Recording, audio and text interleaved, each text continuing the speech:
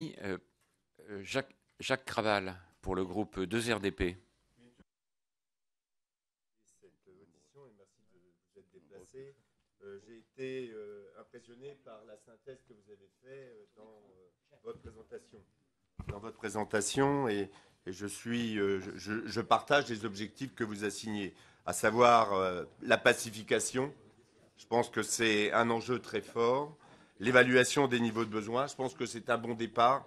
Et ce n'est pas forcément l'habitude que nous avons, bien examiner les besoins, et puis bien évidemment le prix de l'énergie sur lequel je reviendrai, l'emploi, et puis vous avez resitué ça dans le temps, et puis la gouvernance. Et je voudrais m'arrêter là-dessus. On a placé des objectifs très forts en matière de participation des associations, des citoyens, et je m'y retrouve complètement. Par contre, concernant la place du Parlement et la place des parlementaires, je voudrais insister que le débat qui va être engagé jeudi m'interpelle, puisque je ne sais pas quels sont les parlementaires qui ont été conviés à ce débat, pour lequel nous avons eu seulement l'information lundi. Et donc, vous n'y êtes pour rien, mais je veux le dire, et j'ai questionné la ministre et j'attends toujours sa réponse. Donc, en dehors de ce fait, et ce n'est pas le plus important, et ce n'est pas mon habitude de m'arrêter à des sujets comme celui-ci, mais j'espère que la forme ne cache pas le fond. Et donc, je voudrais revenir sur les points qui me semblent essentiels pour notre part.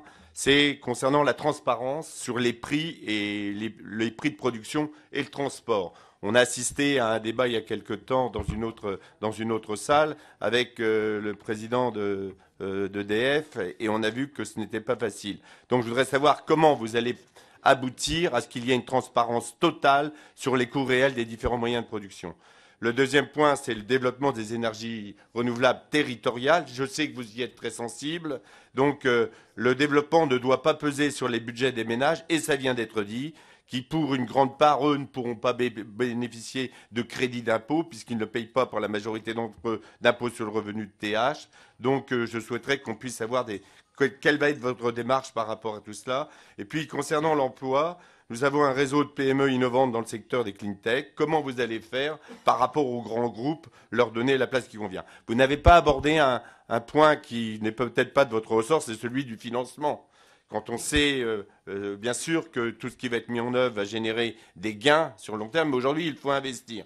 Mon collègue qui pourra parler de la Banque publique d'investissement. Aujourd'hui, les moyens qui sont mis en œuvre, que ce soit les crédits d'impôt, etc., rapportent pratiquement rien. Quand on connaît le montant d'investissement qui est nécessaire pour rénover les logements, eh bien, on se demande où on va aller chercher tout ça, parce qu'il est bien d'avoir une démarche, et j'y souscris tout à fait, mais il faut se pencher sur la problématique du financement. Je vais laisser la parole à Olivier Falorni pour compléter mon intervention.